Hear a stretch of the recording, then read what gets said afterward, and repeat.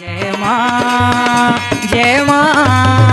गुरुवर गुरुवर जय मां गुरुवर गुरुवर।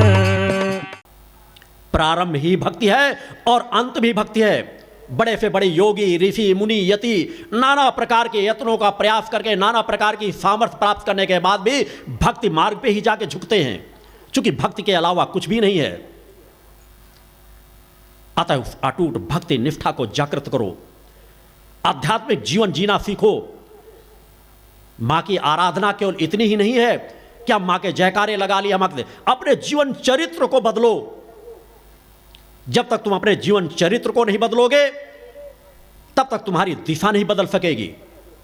और सतत इस बात से सजग रहो कि तुम्हें हर कर्म का फल भोगना है, चाहे वो अच्छा कर्म हो चाहे बुरा कर्म हो। आज तुम अपने कुछ सुख सुविधाओं को जुटाने के लिए, कुछ अपने संसाधनों को बढ़ाने के लिए तुम अनीति अन्याय अधर्म के रास्ता अपना रहे हो, तो एक न एक दिन उसका दंड भी तुम्ही को भोगना पड़ेगा। और यही चक्र बराबर चलता चला आ रहा है। जो आज तुम्हारे सामने कोई समस्याएं आ रही हैं, तुम्हारे जीवन में कोई संघर्ष आ रहा है, तो उसके भी जिम्मेदार केवल और केवल आप ही लोग हैं। तो उस परम सत्ता को क्यों दोष देते हो? परम सत्ता की हर कृपा पर, हर स्थिति पर केवल समर्पण का भाव रखो, निष्ठा और विश्वास रखो। इतनी अपने अंदर दृढ़ शक्ति पैदा कर लो, इतनी दृढ़ता ले आओ कि मेरे जीवन में अच्छा या बुरा कुछ भी हो, मेरे और परम सत्ता के रिश्ते अटूट रहेंगे। कभी मां और परम सत्ता के और मेरे रिश्ते कभी अलग नहीं होंगे। एक माता पिता स्थूल शरीर को जन्म देने वाले यदि अपने बच्चों को डांटते हैं, मारते हैं, दंड दे देते हैं, तो इसका तात्पर्य हमारा रिश्ता नहीं छूट जाता। माता पिता बच्चों को इसलिए दंडित करते हैं बच्चे सही दिशा में चले, सही मार्ग में चले। गलतियां करते हैं, कुछ दंडित करते हैं। इसी तरह उस परम सत्ता का भी एक विधान बना हुआ है कि हमारे सोचने विचारने, किसी भी कर्म करने का फल हमारे जीवन के साथ ही जुड़ता चला जाता है। अतः कर्म के विधान पर विश्वास रखो, और अगर कर्म के विधान पर जिस दिन विश्वास हो जाएगा, अधर्म तुमसे दूर भागता चला जाएगा। क्योंकि तुम अधर्म करोगे ही नहीं जब तुमको विश्वास हो जाएगा कि आज यदि मैं एक पाप कर रहा हूं, आज एक अधर्म कर रहा हूं, तो उसका फल कोई दूसरा नहीं भोगेगा, मुझे ही भोगना पड़ेगा। अतः उस विधान पर निष्ठा और विश्वास रखो। मां की आराधना के लिए भी एक विचारधारा की जरूरत होती है। केवल ऐसे नहीं कि हमारे अंदर भाव आ गया, हमारी समस्याएं आ गई, हम मंदिर में चले गए, 4 नारियल फोड़ देंगे, हमको मां की बहुत बड़ी कृपा प्राप्त हो जाएगी। हमको जाके दक्षिणा चढ़ा देंगे तो उससे हमें बहुत बड़ी कृपा प्राप्त हो जाएगी। दिन रात माथा टेकते रहो, सैकड़ों नारियल फोड़ते रहो, जब तक तुम अपने जीवन को नहीं बदलोगे, अपने स्वभाव को नहीं बदलोगे, एक समस्या का समाधान होगा, 10 दूसरी समस्याएं तुम्हारे चारों तरफ नाचती नजर आएंगी। अतः अपने आप को पहचानो, अपने आप को जानो। तुम सामान्य मानव नहीं हो। उस परम सत्ता ने जो अलौकिकता तुम्हारे अंदर भरी है, उस पर विश्वास रखो, उसे समझने का प्रयास करो। और समझने के लिए आप लोगों को जो अनेकों मार्ग बताए गए हैं, जिस भूतल पर बैठे हैं, जिस दिव्य धाम पर आप बैठे हैं, जहां पर मां का अखंड गुणगान अनंत काल के लिए चल रहा है, उस गुणगान का मार्ग आपको दिया कि मां का हमारे पास मार्ग ही एक है कि हर पल मां की हम स्तुति करते रहें, वंदन करते रहें। और जहां अखंड पाठ चल रहा होता है, उस भूतल पर यदि बैठने का, वहां के उस ध्वनियों को सुनने का हमें सौभाग्य प्राप्त होता है, या वहां की विचारधारा से हम कई करोड़ों मील दूर रह करके भी अपने जीवन को उसी दिशा से जोड़ करके रखते हैं, तो वहां की ऊर्जा के फल पाने के हम भागीदार बनते हैं।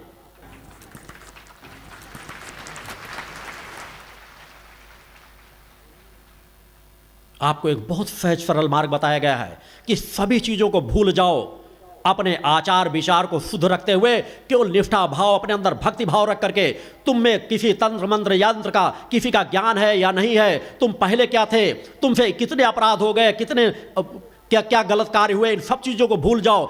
आज तुम्हें जो सौभाग्य प्राप्त हो रहा है, आज ने अगर मां ने आपको इस दर तक बुलाया है, इस संगठन से आपको जोड़ा है, इस पंचज्योत शक्ति सिद्धाश्रम से जोड़ा है, तो उस जोड़ने के सौभाग्य की जो एक किरण आपको प्राप्त हुई है, बस उस किरण को अपने अंदर समाहित कर लो। वह एक किरण तुमको इतना प्रकाशित करती चली जाएगी कि तुम्हारा जीवन भटकने से अपने आप रुक जाएगा। बहुत बड़ी बड़ी कथाएं, बहुत बड़ी बड़ी कहानियां, इससे धार्मिक कहानियों को सुन लेने से आपके अंदर क्षणिक भाव पक्ष तो जागृत हो सकता है, मगर भाव पक्ष आपको कुछ दे नहीं सकता। अतः स्थायित्व के मार्ग पर चलो। आपको यहां से बहुत सहज सरल मार्ग ही बतलाया जाता है कि कर्म करो और फल पाओ। भिखारियों का जीवन मत जियो। इसलिए मैं अपने शिष्यों को भी कहता हूं, तुम मेरे समक्ष भिखारी के रूप में मत उपस्थित हुआ करो। तुम मेरे चेतनांश हो, उस परम सत्ता के अंश हो। अपने आप को पहचानो और केवल मेरे बताए हुए मार्ग पर चलो। तुम्हारी समस्याओं का समाधान अपने आप होता चला जाएगा। यह पवित्र धाम सामान्य धाम नहीं है। मैंने कहा है कि आज भी पुनः कह रहा हूं, चूंकि यह महत्वपूर्ण शिविर है कि पहले कभी भूल गए हो तो अपनी अपनी डायरियों में जाकर के नोट करके रख देना कि यह भूतल का वह टुकड़ा है, वह पवित्र स्थल है जिस स्थल पर विश्व की समस्त शक्तियां झुकने के लिए बाध्य होंगी।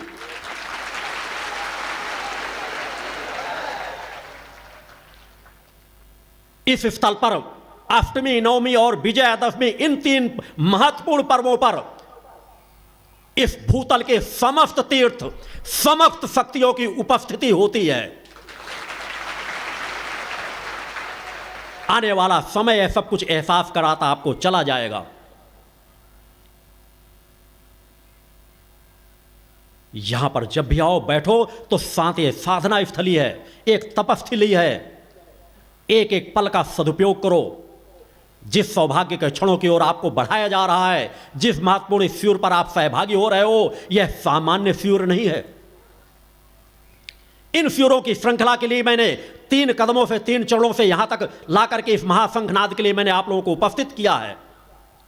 जो मेरा कर्म और धर्म बनता था, मेरा शरीर किसी अहंकार के वशीभूत नहीं है। मैंने एक बार नहीं अनेकों बार मंचों से कहा है कि मैं एक सामान्य कृषक परिवार में मेरा जन्म हुआ है, सामान्य सा जीवन जीता हूं, उस परम सत्ता के एक रजकण मात्र हूं। मगर उस परम सत्ता ने जो सामर्थ्य दी है, उस सामर्थ्य के लिए मुझे जिस मार्ग से उस परम सत्ता बढ़ा रही, उसी मार्ग के रास्ते को तय करता हुआ मैं आगे बढ़ रहा हूं।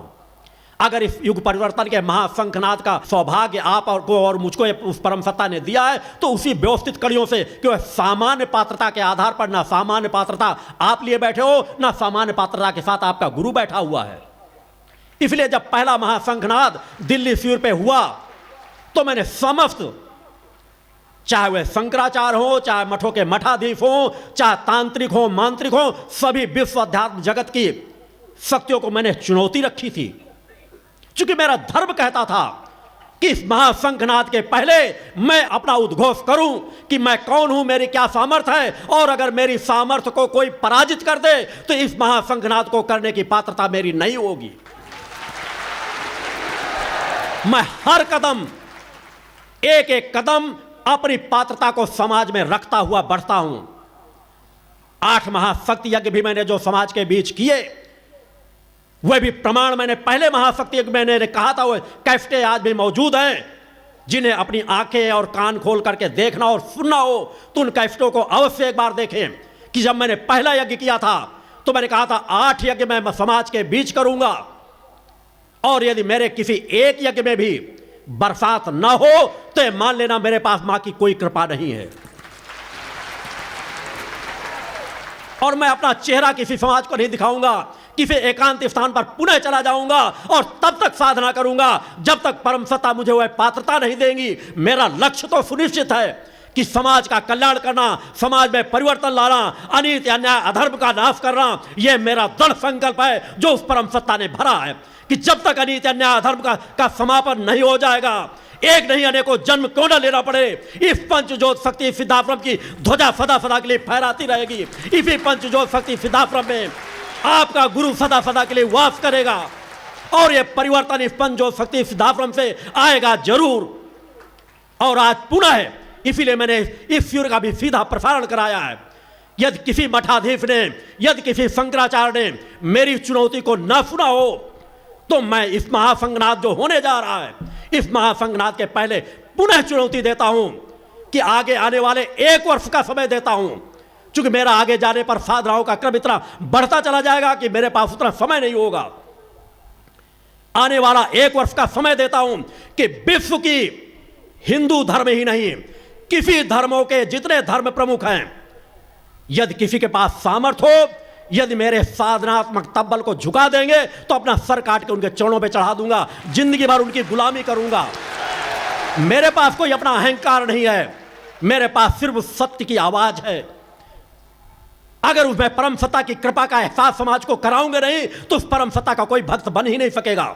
चूंकि विश्वास समाज में आ चुका है कि इस कलिकाल में मां को देखा नहीं जा सकता, मां को जाना नहीं जा सकता, मां की कृपा नहीं प्राप्त की जा सकती। अरे आज विज्ञान के पास भी वो सामर्थ्य है। मैंने चुनौती दी है कि वो शंकराचार्य, मठाधीश और धर्माचार्य इकट्ठे हों और मैं भी इकट्ठा खड़ा होता हूं। विज्ञान के पास यह सामर्थ्य है कि कौन झूठ बोल रहा है, कौन सच बोल रहा है, इसका परीक्षण हो सकता है और इसका परीक्षण होना चाहिए। इसलिए मैं पुनः 1 वर्ष का समय और देता हूं कि कोई कह ना सके कि हमें ज्ञात नहीं हुआ था। 3 शुरू हुए, इसके पहले से मेरे द्वारा कहा जा रहा था। कोई गर्व घमंड नहीं, किसके पास ध्यान की गहराई में जाने की सामर्थ्य है, इसे विज्ञान देख सकता है कि कौन अपने आप को शून्य में ले जा सकता है। कोई कहता मेरे 7 चक्र जागृत है, कुंडली चेतना शक्ति जागृत है, तो झूठ बोला है, सच बोला है, इसका विज्ञान परीक्षण कर सकता है। और तीसरा जो मैंने परीक्षण कहा है कि उन शंकराचार्यों, धर्माचार्यों, मैं किसी का अनादर नहीं करता, मैं सभी का सम्मान करता हूं कि हर एक के पास कुछ ना कुछ है, मगर वो ठहर चुके हैं और ठहरा हुआ जल हमेशा दूषित हो जाता है। उनके भी ठहराव को गति देना चाहता हूं, चूंकि मैं जानता हूं, महसूस करता हूं, चिंतन में लेता हूं कि बड़े बड़े मठों में बैठे हुए मठाधीश जो मंदिरों में 10-10, 20-20 साल से आरती पूजन कर रहे हैं, साधना कर रहे हैं, उनके मन में भी रहता है कि शायद भगवान किसी को दर्शन देते ही नहीं, शायद भगवान है ही नहीं। नास्तिक तो नास्तिक है ही, मगर जो आस्तिक कहते हैं वो वास्तव में पूरे आस्तिक नहीं हो, चाहे धर्म प्रमुख ही क्यों ना हो हमारे। चूंकि उन्होंने 10-10, 20-20 साल गुजार करके भी बस केवल थोड़ी सी मन की शांति पाई है। इस काल में दुर्लभ है अपनी कुंडली चेतना को जागृत करना, इसलिए को तपस्यात्मक मार्ग पर बढ़ना ही नहीं चाहते, बढ़ नहीं रहे। उनके पास सामर्थ्य है, सब कुछ है, संसाधन है, मगर साधना करना नहीं चाहते, अपने आप को सही दिशा देना नहीं चाहते। भौतिकतावाद के प्रलोभनों में तत्काल समझौते कर लेते हैं। और मेरी बचपन से आज तक की यात्रा को उठा करके कोई आंख खोलकर देख ले, मैंने कभी अनीति अन्याय धर्म से समझौता नहीं किया।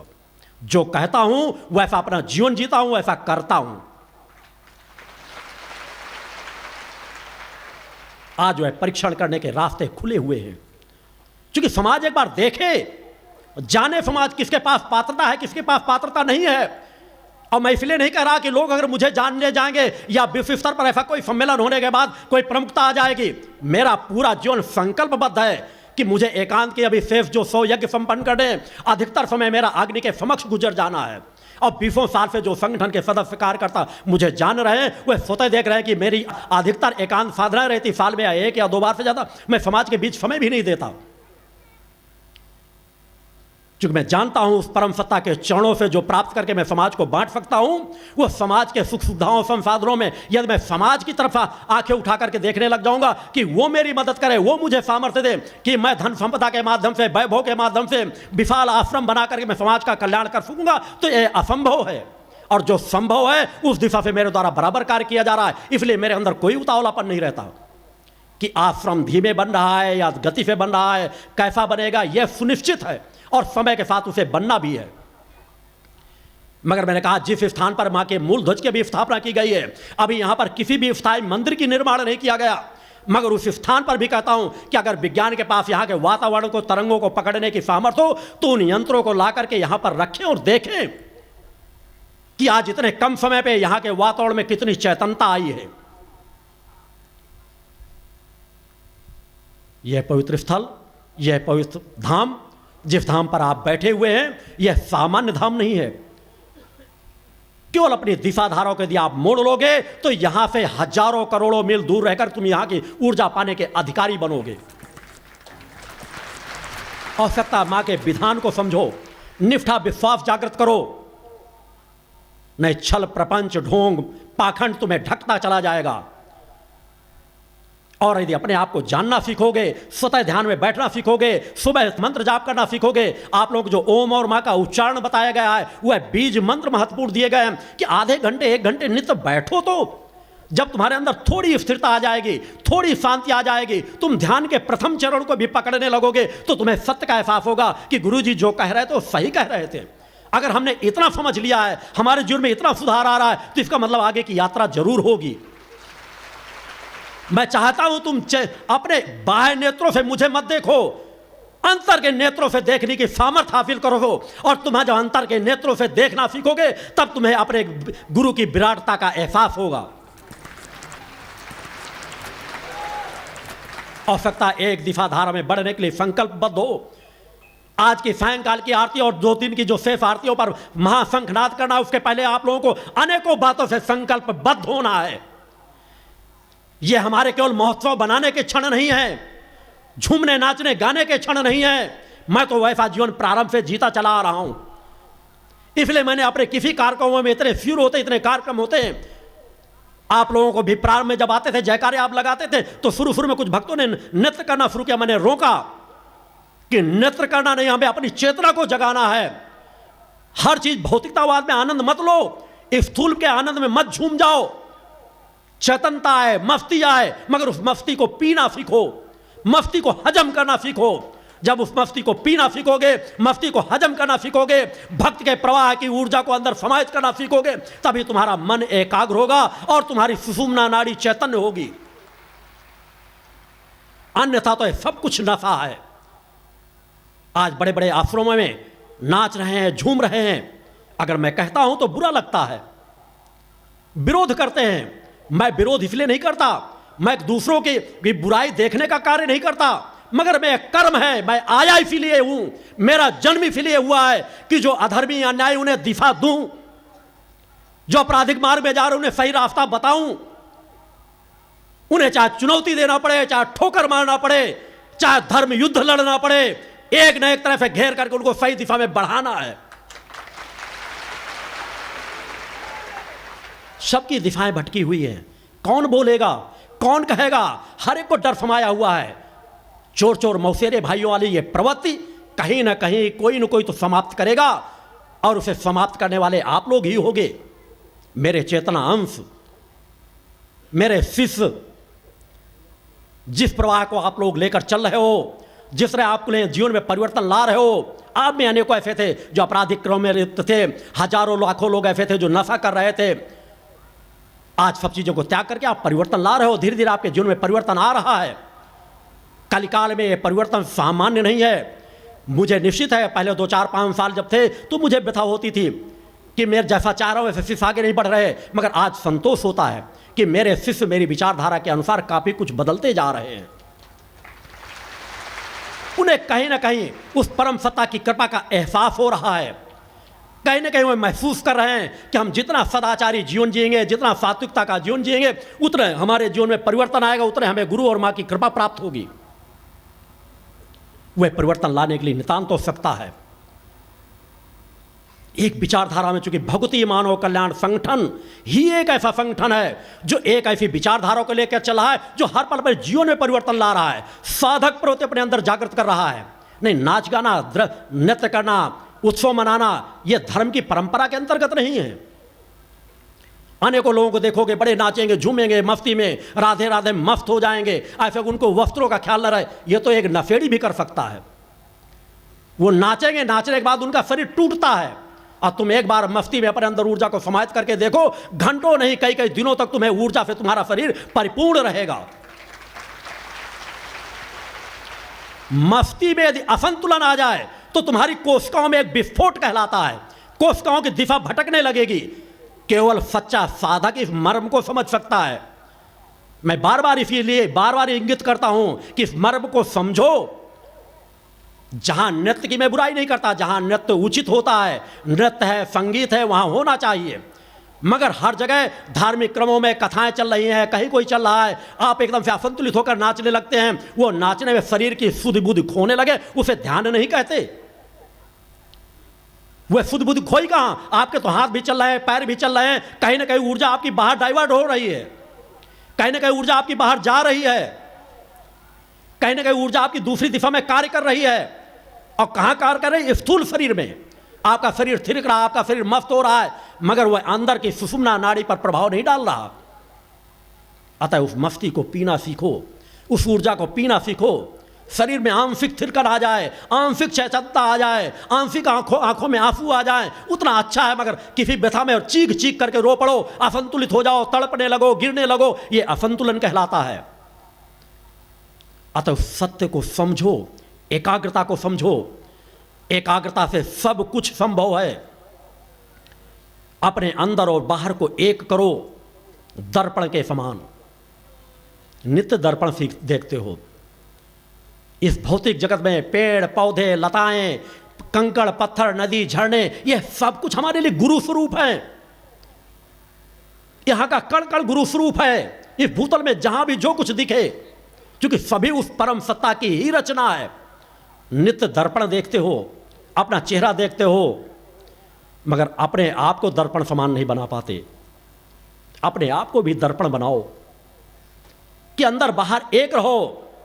दर्पण को उठाओ, जमीन में पटक दो, उसके 1000 टुकड़े हो जाएं, मगर एक छोटे टुकड़े पर भी देखोगे तो जो मूल टुकड़ा जो कह रहा था, मूल स्वरूप जो कह रहा था, वह एक टुकड़े में भी वही दृश्य दिखाई देगा। असंख्य टुकड़े क्यों ना कर दो, मगर वो चीख चीख करके वही कहेगा कि जो मैं पहले था वही मैं इस अंश में भी हूं। अगर मेरे सभी अंशों को समेट दिया जाए तब भी मैं वही हूं, टुकड़े टुकड़े कर दोगे तब भी मैं वही हूं। केवल दर्पण को गुरु मान लो और दर्पण से कुछ सीख लो कि हम उस परम सत्ता के भक्त हैं, उस परम सत्ता के अंश हैं। यह कलयुग का भयावह वातावरण हमारे अंग भंग कर दे, हमें विषमताओं से क्यों ना घेर दे, मगर हम उस परम सत्ता के भक्त थे, उस परम सत्ता के अंश थे। अंश आज है और अंश कल भी रहेंगे।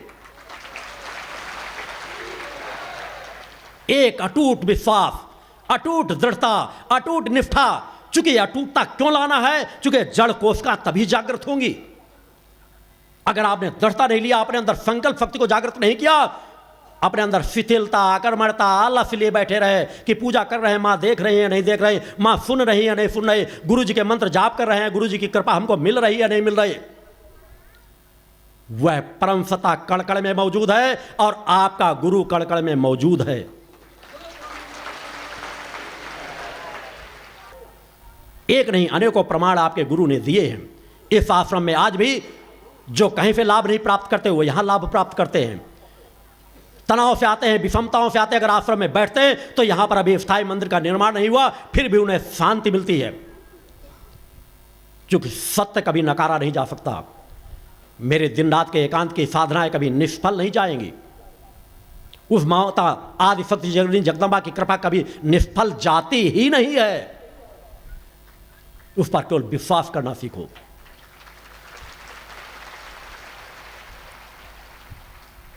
अपने तन, अपने मन और अपने धन को शुद्ध करना सीखो। जब तक तुम्हारा तन शुद्ध नहीं होगा, जब तक तुम्हारा मन शुद्ध नहीं होगा, जब तक तुम्हारे घर में आने वाला धन शुद्ध नहीं होगा, तुम्हारी समस्याएं बढ़ती रहेंगी, घटेंगी नहीं। अगर समस्याओं से मुक्ति पाना है तो अपने तन, मन और धन को शुद्ध और पवित्र करो। प्रलोभनों में मत भटक जाओ। इस स्थूल शरीर को आप क्या आहार करते हैं तन को शुद्ध रखने के लिए?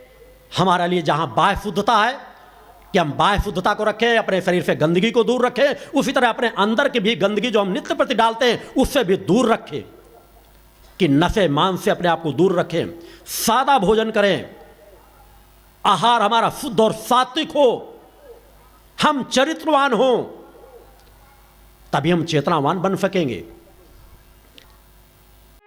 या देवी सर्वभूतेषु शक्ति रूपेण संस्थिता, नमस्तस्यै नमस्तस्यै नमस्तस्यै नमो नमः। पंच ज्योति शक्ति तीर्थ सिद्धाश्रम, मां की कृपा और गुरुदेव की अमृतवाणी का पावन संगम। एक ऐसी पवित्र भूमि जहां मां भगवती की ज्योति हर दिल को रोशन करती है, जहां परमहंस योगीराज श्री शक्तिपुत्र जी महाराज के चरणों में बैठकर हर मन की पुकार सुनी जाती है। पंच ज्योति शक्ति तीर्थ सिद्धाश्रम, जहां हर कदम पर साधना, हर सांस में भक्ति और हर पल में जन कल्याण की सुगंध बिखरती है। आओ इस अलौकिक यात्रा में शामिल हो और देखो कैसे एक आश्रम ने करोड़ों जीवन को बदला। युगवंदनीय धर्म सम्राट, युग चेतना पुरुष सद्गुरुदेव परमहंस योगीराज श्री शक्तिपुत्र जी महाराज के पावन चरणों में कोटि कोटि नमन, वंदन और प्रणाम। उनकी कृपा से एक ऐसी पवित्र स्थली का सृजन हुआ जो तप, योग, ध्यान और साधना का स्वर्णिम केंद्र है।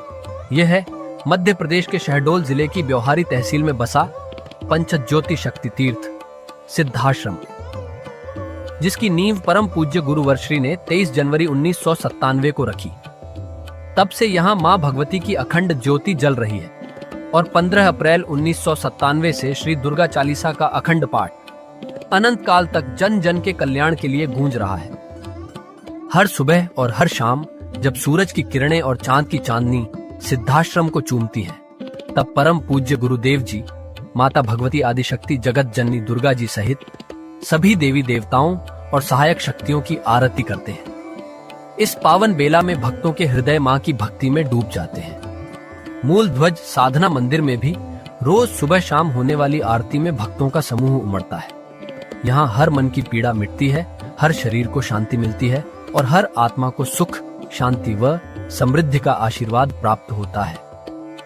परम पूज्य गुरुदेव की कृपा ऐसी कि वे रोज सुबह और शाम भक्तों से निःशुल्क मिलते हैं। मां के भक्त और गुरुदेव के शिष्य अपने मन की बात उनके चरणों में रखते हैं और बदले में समाधान व आशीर्वाद पाते हैं। अब तक 1 करोड़ से ज्यादा भक्त गुरुदेव से मिलकर उनके मार्गदर्शन से जीवन की राह पा चुके हैं। गुरुदेव की वाणी ऐसी कि सुनते ही मन में संकल्प जागता है। उनके आशीर्वाद से करोड़ों लोग नशे और मांसाहार से मुक्त होकर चरित्रवान और चेतनावान जीवन जी रहे हैं। हर दिन सैकड़ों लोग नशा छोड़ने की प्रेरणा लेने सिद्धाश्रम धाम पहुंचते हैं। पूज्य गुरुदेव के 20 लाख से अधिक दीक्षा प्राप्त शिष्य आज के अधर्म और अन्याय के दौर में भी मां की ज्योति से अपने घरों को आलोकित करते हैं। वे साधनात्मक जीवन जीते हुए आत्म कल्याण और जन कल्याण के पथ पर चल रहे हैं। क्या यह चमत्कार नहीं? सिद्धाश्रम धाम में पिछले 28 वर्षों से मां अन्नपूर्णा भंडारा चल रहा है, जहां सुबह शाम हजारों भक्तों को स्वादिष्ट और पवित्र भोजन मिलता है। और सुनो, यहाँ ठहरने की व्यवस्था भी पूरी तरह निःशुल्क है। क्या ऐसी जगह कहीं और मिलेगी जहां हर सुविधा मां की कृपा से मुफ्त हो? सिद्धाश्रम धाम की पावन सरिता के तट पर बनी त्रिशक्ति गौशाला देखकर भक्तों का मन आनंद से भर जाता है।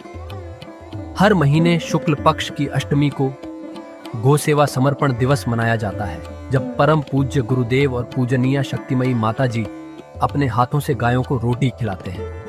यह दृश्य देखकर हर भक्त का हृदय गदगद हो उठता है। गौशाला के पास ही स्वामी श्री राम प्रसाद आश्रम जी महाराज की समाधि मन को शांति देती है और पास ही दानवीर गुफा स्थल हर किसी को असीम शांति का अनुभव कराता है। हर साल शारदीय नवरात्र में सिद्धाश्रम धाम में शक्ति चेतना जनजागरण शिविर का भव्य आयोजन होता है। लाखों भक्त यहाँ योग, ध्यान और साधना सीखते हैं, गुरुदेव के चेतनात्मक चिंतन को सुनते हैं और मां की अलौकिक आरती का आनंद लेते हैं। मां की कृपा और गुरुदेव का आशीर्वाद पाकर हर भक्त धन्य हो उठता है। 23 जनवरी सिद्धाश्रम स्थापना दिवस एक और पावन अवसर है। इस दिन अखिल भारतीय सिद्धाश्रम दौड़ प्रतियोगिता, योग भारती सामूहिक विवाह और शाम को सुर संध्या व कवि सम्मेलन का आयोजन होता है। क्या मजा है जब भक्ति और संस्कृति का ऐसा संगम देखने को मिलता है। सिद्धाश्रम धाम का जनसंपर्क कार्यालय हर जानकारी का खजाना है। यहाँ से मासिक सिद्धाश्रम पत्रिका और साप्ताहिक संकल्प शक्ति अखबार मिलता है, जिसमें गुरुदेव की ऋषिवाणी और प्रेरक लेख पढ़ने को मिलते हैं। और हाँ, यहाँ माँ के प्रसाद के रूप में शक्ति जल भी निःशुल्क मिलता है। इस शक्ति जल ने करोड़ों लोगों को नशे और बीमारियों से मुक्त कर चेतनात्मक ऊर्जा दी है। क्या यह माँ की कृपा नहीं? जन कल्याण का एक और अनुपम उदाहरण है निःशुल्क वस्त्र सहायता केंद्र, जहां लाखों जरूरतमंदों को कपड़े दिए गए हैं। यह सिलसिला आज भी अनवरत चल रहा है। सिद्धाश्रम धाम में पौधारोपण का भी बड़ा काम होता है। परम पूज्य गुरुदेव जी महाराज एवं पूजनीय शक्तिमयी माता जी स्वयं समय समय पर पौधारोपण करके पर्यावरण को बढ़ावा देते हैं। सिद्धाश्रम धाम में अनेक प्रकार के फल, फूल और औषधियों के हजारों पेड़ों की हरियाली देखकर मन प्रसन्न हो जाता है। सिद्धाश्रम धाम में विभिन्न प्रकार की हरी सब्जियां उगाई जाती हैं, जो निःशुल्क चल रहे मां अन्नपूर्णा भंडारे में प्रयोग की जाती है। परम पूज्य गुरुदेव जी ने मानवता, धर्म रक्षा और राष्ट्र रक्षा के लिए 3 धाराएं बनाई हैं। भगवती मानव कल्याण संगठन, पंचज्योति शक्ति तीर्थ सिद्धाश्रम और भारतीय शक्ति चेतना पार्टी 15 मार्च 1995 को बने। भगवती मानव कल्याण संगठन के 1 लाख से ज्यादा कार्यकर्ता नशा मुक्त, चरित्रवान और परोपकारी समाज बनाने में जुटे हैं। संगठन का नशा विरोधी आंदोलन इतना प्रभावी है कि पिछले कुछ सालों में 2000 से ज्यादा अवैध शराब माफियाओं पर कार्रवाई हुई। संगठन के समर्पित और कर्मठ कार्यकर्ता दिन रात इस मिशन में लगे हैं। Siddhashram Ayurveda and food products के जरिए शुद्ध दवाएं और खाद्य पदार्थ बनाए जाते हैं। इन्हें लेने या व्यापार के लिए एजेंसी पाने के इच्छुक लोग संपर्क कर सकते हैं। आओ सिद्धाश्रम की इस पावन यात्रा का हिस्सा बनो। यहाँ माँ का अखंड गुणगान सुनो, साधना में डूबो और परम पूज्य गुरुदेव के दर्शन कर जीवन को धन्य करो। भगवती मानव कल्याण संगठन तुम्हें मानवता, धर्म और राष्ट्र की सेवा में शामिल होने का सादर न्योता देता है। जय माता की, जय गुरुवर की। जय मां, जय मां।